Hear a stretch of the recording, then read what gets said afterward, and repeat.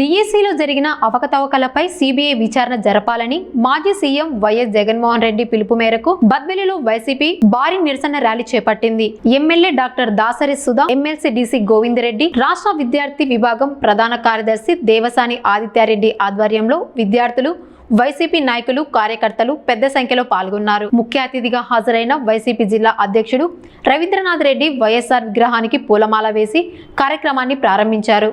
మాజీ ప్రజాప్రతినిధులు, కౌన్సిలర్లు, పార్టీ నాయకులు, కార్యకర్తలు పాల్గొని డిఎస్సి నియామకాల్లో పూర్తిస్థాయి విచారణ జరిపి అర్హులకు న్యాయం చేయాలని డిమాండ్ చేశారు. జరగాలి అనేటువంటిదే మన ముందున్నటువంటి అతి ముఖ్యమైన విషయం. ఇలాంటి అక్రమాలు, ఇలాంటి దౌర్జన్యాలు మరి తనకు ఇష్టం వచ్చినట్టుగా మరి ప్రభుత్వ ఉద్యోగాలు అంటే అరకొరగా ఉంటాయి. ప్రభుత్వ ఉద్యోగాలు మనందరికీ తెలుసు. మనం 100కి 1.5% మాత్రమే, 2% మాత్రమే ప్రభుత్వ ఉద్యోగాలు ఉంటాయి. అది కూడా 2 ఏళ్లకో 3 ఏళ్లకో 10-15 వేల ఉద్యోగాలు కూడా రానటువంటి పరిస్థితి.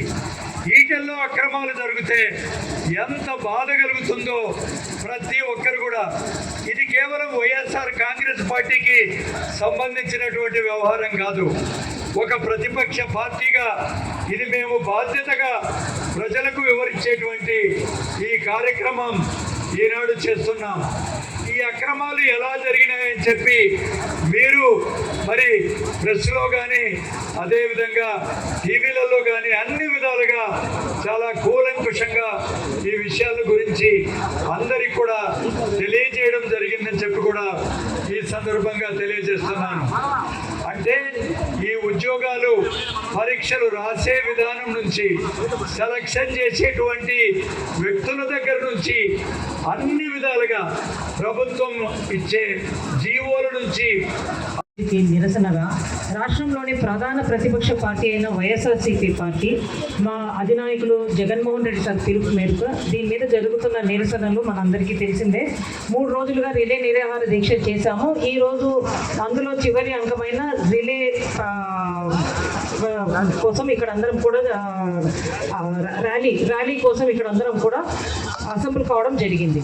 అయితే ఈ ప్రజలు ఎవరైతే ఉన్నారో ఈ కూటమి ప్రభుత్వం అధికారంలోకి వచ్చినాక వాళ్ళకు జరుగుతున్న అన్యాయాలు ఏదైనా ప్రతిపక్షంలో ఉన్న వైసీపీ పార్టీ ఎప్పుడైనా ప్రశ్నిస్తే ఎంతో శాంతియుతంగా చేస్తున్న నిరసనలు కూడా మనం చూసే మొన్న విజయవాడ అక్కడంతా కూడా పోలీసు వాళ్ళు వచ్చి ఆ నిరాహార దీక్ష శిబిరాలను చెదరగొట్టలేదు. టీడీపీ నాయకులే వచ్చేసి ఆ శిబిరాలను చెదరగొట్టడము, అక్కడ వైసీపీ నాయకుల మీద కోడిగుడ్డు, టమాటాలు ఇవన్నీ వేయడము, తర్వాత పైన నుంచి వైసీపీ నాయకుల మీదనే కేసులు కట్టడము, అది ఈ రాష్ట్రంలో జరుగుతున్న రెడ్ బుక్ రాజ్యాంగం. ఈరోజు వైసీపీ పార్టీ ఎంతోమంది నిరుద్యోగులు ఎంతో ఆశతో డిఎస్సి ఎగ్జామ్ రాశారు. ఆ ఉద్యోగ అవకాశం పోయిన వాళ్ళకి తెలుస్తుంది ఆ బాధ. ఇంకొక ముఖ్యమైన విషయం ఏంటంటే ఈ అధికార పార్టీ నిన్న మళ్ళీ అభ్యర్థులు ఎవరికైతే జాబ్స్ వచ్చినాయో వాళ్ళకి ర్యాలీ పెట్టించి వైసీపీ పార్టీని తిట్టించే ప్రోగ్రాం చేస్తున్నారు. మీకు అగైనెస్ట్గా ఈ ప్రోగ్రాం ఏం చేయటం లేదు. కానీ ఇందులో ఎవరైతే అన్యాయంగా పోస్టులు పొందారో వాళ్ళు ఆత్మ విమర్శన చేసుకోవాలి. ఎందుకంటే మీలాగే ఎంతోమంది అభ్యర్థులు కష్టపడి చదివింటారు కాంపిటేటివ్ ఎగ్జామ్ అంటే. సో ఈరోజు వైసీపీ పార్టీ ప్రధానంగా ఏం తెలియపరుచుకుంటుందంటే, ఒక డిఎస్సి ఎగ్జామ్ అంటే డిస్ట్రిక్ట్ సెలక్షన్ కమిటీ, ఈ సెలక్షన్ కమిటీలో ఎవరైతే అభ్యర్థులు సెలెక్ట్ అయ్యారో మెరిట్ లిస్ట్ కానీ కట్ ఆఫ్ మార్క్స్ కానీ అన్నీ కూడా అఫీషియల్ డిఎస్సి వెబ్సైట్లో పొందుపరచాలి. ఈసారి 25లో అలాంటిది ఏమీ జరగలేదు. అలాంటిది మనం శాంతియుతంగా చేసే ఈ నిరసన ర్యాలీని ఒక 1/2 కిలోమీటర్ మాత్రం మనం అందరం ముందుకు వెళ్ళాలి. తప్పకుండా మీరందరూ దీనికి సహకరించాలి. ఈరోజు మన వైఎస్ఆర్సీపీ పార్టీ కోరేది ఏమంటే, డిఎస్సిలో జరిగిన అక్రమాలని సిబిఐ ఎంక్వైరీ వేసి ఏం జరిగింది అనేది మొత్తం మన రాష్ట్ర ప్రజలకు తెలియజేయాలనే ఒక కోరికను మనం కోరుతున్నాము. అలాగే ఇందులో జరిగిన అక్రమాలకి నిరసనగా విద్యాశాఖ మంత్రి లోకేష్ గారు ఈరోజు ఆయన రాజీనామా చేయాలనే మన ముఖ్య కోరిక. అలాగే రేపు పొద్దున స్పోర్ట్స్ కోటాలో కూడా ఇక దాదాపు 15 లక్షలు 20 లక్షలు తీసుకున్నారని కూడా వీడియోలు మనకి ముందుకు వచ్చాయి. దాని మీద కూడా ఏ స్పందన లేదు. అలాంటిది స్పోర్ట్స్ కేటగిరీలో చాలా మంది క్రీడాకారులు కూడా నష్టపోయారు, వాళ్ళకి ఉద్యోగాలు రాక. అలాగే ఈరోజు నిరుద్యోగ భృతి కానీ ఎటువంటి ఫీజు రీయింబర్స్మెంట్ కానీ చాలా బకాయిలు ఈ 2.5 ఏళ్ళలో వాళ్ళు చెప్పిన ఏది మనకి ఇవ్వలేదు. అది కూడా తక్షణమే డిఎస్సిలో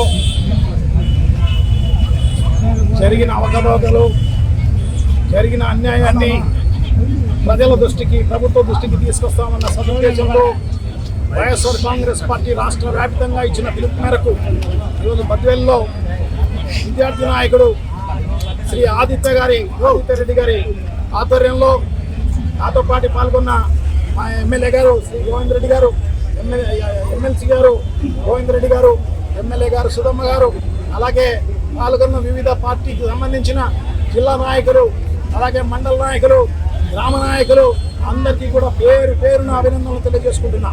సో పత్రికా విలేకరులకు అందరికీ కూడా అభినందనలు తెలియజేసుకుంటున్నాం. సో ఈ మెగా ర్యాలీ ప్రజల కోసం, మా వైఎస్ఆర్ కాంగ్రెస్ పార్టీ కోసం ఏం కాదు. నాకు పిల్లలు లేరు, జగన్మోహన్ రెడ్డికి పిల్లలు మెగా డిఎస్సి రాసిన వాళ్ళు లేరు. కానీ ఇది ప్రజలకు అన్యాయం జరిగింది, నిరుద్యోగ యువతకు అన్యాయం జరిగిందన్న ఉద్దేశంతో మనం చేస్తున్న పరిస్థితి ఉందని చెప్పి మీకు అందరికీ కూడా తెలియజేసుకుంటున్నాం. నిజంగా అర్హత కలిగిన నిరుద్యోగులకు అందరికీ రావాల్సిన ఉద్యోగాలు 10 లక్షలకు, 15 లక్షలకు, 20 లక్షలకు అమ్ముకున్న పరిస్థితి ఉందని చెప్పేసి దానికి ఆడియో టేపులు, వీడియో టేపుల ద్వారా వాళ్ళందరికీ కూడా బహిర్గతం చేసినా కూడా ఈ ప్రభుత్వం చీమ కుట్టినట్టుగా లేకుండా, దున్నపోతు పైన వానబడినట్టుగా వాళ్ళందరూ కూడా దీన్ని పట్టించుకున్న పరిస్థితి లేదు అని చెప్పి తెలియజేసుకుంటున్నాం. దాదాపు 1.5 సంవత్సరంగా వైఎస్ఆర్ కాంగ్రెస్ పార్టీ నాయకులు, తర్వాత మిగతా సోషల్ మీడియాకి సంబంధించిన వాళ్ళు, తర్వాత నిరుద్యోగులు అందరూ కూడా వెలిగెత్తి చాటినా కూడా ఇంత అన్యాయం జరిగింది. సో తప్పకుండా ఈ మెగా డిఎస్సీని రద్దు చేయండి, మళ్ళీ మెగా డిఎస్సీ జరపండి, అన్యాయం కాకుండా నిరుద్యోగులందరినీ కూడా కాపాడండి అని చెప్పేసి ఈ ప్రభుత్వాన్ని డిమాండ్ చేస్తున్న పరిస్థితి ఉందని చెప్పి తెలియజేసుకుంటున్నాం. అప్పటి నుంచి ఇప్పటి వరకు కూడా బుల్డోజ్ చేసిన పరిస్థితి ఈ ప్రభుత్వం చేస్తున్న పరిస్థితి అంతా కూడా మనందరికీ కూడా తెలిసిన విషయమే. సో ఇప్పటికైనా కూడా బుద్ధి తెచ్చుకొని తప్పకుండా, ఎందుకంటే ఇంత పెద్ద ఎత్తున దీనిపైన నిరసనలు వ్యక్తం చేసినా కూడా ఈ ప్రభుత్వం చీమ కుట్టినట్టుగా లేకోకుండా దానికి సంబంధించిన పోలీసులతోనూ మిగతా అధికారులతోనూ అడ్డుకునే కార్యక్రమం చేస్తున్న పరిస్థితి అందరికీ కూడా తెలిసిన విషయమే అన్నమాట. రాష్ట్ర వ్యాప్తంగా ఈ రకంగా అడ్డుకునే పరిస్థితి, ఇది అడ్డుకుంటే ఆగేది కాదు. ఈ ఉద్యమం ఖచ్చితంగా కూడా ఇది ప్రజల కోసం చేస్తున్న ఉద్యమం, ప్రజలతో భాగస్వామ్యంలో చేస్తున్న ఉద్యోగం, నిరుద్యోగుల భాగస్వామ్యంతో చేస్తున్న ఉద్యోగం, యువకుల భాగస్వామ్యంతో చేస్తున్న ఉద్యమం. ఈ ఉద్యమాన్ని తప్పకుండా ఇది ఆపితే ఆగే ఉద్యమం కాదు. ఖచ్చితంగా ఇది ఇంకా ద్విగుణీకృత ఉత్సాహంతో ఇంతకంటే పెద్ద ఎత్తున ఊవెత్తున లేచి ఉద్యమం సాగే కార్యక్రమం తప్పకుండా జరుగుతుంది అని చెప్పి మీకు అందరికీ కూడా తెలియజేసుకుంటున్నాం. ఏదైతే వైఎస్ఆర్ కాంగ్రెస్ పార్టీ డిమాండ్ చేస్తుందో మెగా డిఎస్సీ మళ్ళీ జరపాలి అని చెప్పేసి ఉన్న మెగా డిఎస్సీని రద్దు చేసి దానిపైన ఎంక్వైరీ చేసి సిబిఐ ఎంక్వైరీ కావాలి అని చెప్పేసి డిమాండ్ చేస్తున్నాం. సో తప్పకుండా సిబిఐ ఎంక్వైరీలో ఎవరైతే శిక్షార్హులు ఉన్నారో వాళ్ళందరికీ శిక్ష వేయాల్సిన అవసరం తప్పకుండా ఉంది. అదే కాకుండా కొత్తగా మెగా డిఎస్సీ మళ్ళీ పెట్టి నిరుద్యోగులకు అందరికీ కూడా మళ్ళీ అవకాశం కల్పించాలి అని చెప్పేసి మేమందరం డిమాండ్ చేస్తున్నాం. అలాగే నిరుద్యోగులకు సంబంధించి నిరుద్యోగ భృతి ఈ 3 ఏళ్ల కాలంలో ఇచ్చిన పరిస్థితి లేదు. ఖచ్చితంగా నిరుద్యోగ భృతిని ఇవ్వాలి, లేదంటే ఉద్యోగాలు ఇచ్చే కార్యక్రమం తప్పకుండా చేయండి అని చెప్పేసి వైఎస్ఆర్ కాంగ్రెస్ పార్టీ డిమాండ్ చేస్తుంది. అలాగే విద్యా దీవెన, విద్యా కానుక, అలాగే విద్యా వసతి దీవెన ఇవన్నీ కూడా పెండింగ్ ఉన్న పరిస్థితి ఉందని చెప్పి తెలియజేసుకుంటున్నాం. సో విద్యా వ్యవస్థని నిర్వీర్యం చేస్తున్న ఈ కూటమి ప్రభుత్వాన్ని ఖచ్చితంగా కూడా ఈ ప్రజలు గమనిస్తూనే ఉన్నారు. ఖచ్చితంగా ఈ ప్రభుత్వాన్ని బంగాళాఖాతంలో కలిపే కార్యక్రమం తప్పకుండా జరుగుతుంది అని చెప్పి తెలియజేసుకుంటున్నాం. సో ప్రజలు అందరూ కూడా ఉవ్వెత్తున లేచే కార్యక్రమం జరుగుతోంది. సో నిరుద్యోగులందరికీ ఈరోజు వేలాది మంది నిరుద్యోగులు పాల్గొన్న ఈ ర్యాలీని సక్సెస్ చేసినందుకు అందరికీ కూడా అభినందనలు తెలియజేసుకుంటున్నాం. సో తప్పకుండా ఈ కూటమి ప్రభుత్వాన్ని, ఎందుకంటే అడ్డుకుంటున్న ఈ ప్రభుత్వాన్ని తప్పకుండా దీనికి బుద్ధి చెప్పే రోజులు ముందుంది అని చెప్పేసి అందరికీ కూడా తెలియజేసుకుంటూ, సో ఈ కార్యక్రమంలో పాల్గొన్న అందరికీ కూడా అభినందనలు కృతజ్ఞతలు తెలియజేసుకుంటూ, సో తప్పకుండా ఇప్పటికైనా బుద్ధి తెచ్చుకొని ఏదైతే నారా లోకేష్ను నైతిక బాధ్యత వహిస్తూ రిజైన్ చేయాలి అని చెప్పేసి ఏదైతే డిమాండ్ చేస్తున్నామో ఖచ్చితంగా రిజైన్ చేయాల్సిన అవసరం తప్పకుండా ఉంది. ఎందుకంటే కేంద్ర మంత్రి, విద్యాశాఖ మంత్రి రిజైన్ చేయడం జరిగింది. సో దాన్ని చూసైనా కూడా సిగ్గు తెచ్చుకోవాల్సిన అవసరం తప్పకుండా ఉంది. సో తప్పకుండా రిజైన్ చేయాలి అని చెప్పేసి డిమాండ్ చేస్తూ, సో ఈ రోజు పాల్గొన్న అందరికీ